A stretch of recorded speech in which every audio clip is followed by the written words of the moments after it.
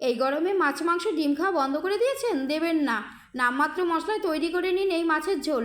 2 চামচ কালো সর্ষে একটু লবণ দিয়ে ভেজে শিলনোড়াতে গুঁড়ো করে নিন। 2 টুকরো কাঁচা আমকে শিলনোড়াতে বেটে নিন। আর মাছগুলোকে একটু লবণ, হলুদ আর সর্ষের তেল মাখিয়ে নিন ভালো করে। কড়াইতে তেল গরম করে তেলের মধ্যে মাছগুলোকে একটু লাল লাল করে ভেজে তুলে নিন। আমি এখানে মোরলা মাছ নিয়েছি, আপনারা চাইলে যে কোনো মাছ দিয়ে করতে পারেন।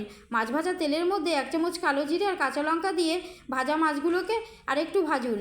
রান্নায় যতটুকু হলুদ লাগবে জলে গুলে দিয়ে দিন। আর বেটে রাখা কাঁচা আমটি এর মধ্যে দিয়ে ভালো করে মশলার সঙ্গে কষিয়ে নিন। মশলা থেকে তেল ছাড়তে শুরু করলে দিয়ে দিন পরিমাণ মতো জল।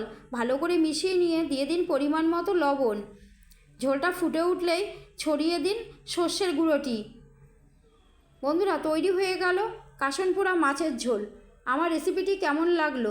ভালো লাগলে একটা লাইক দিও, ভিডিওটি অনেক শেয়ার করো আর নতুন বন্ধুরা চ্যানেলটি সাবস্ক্রাইব করো।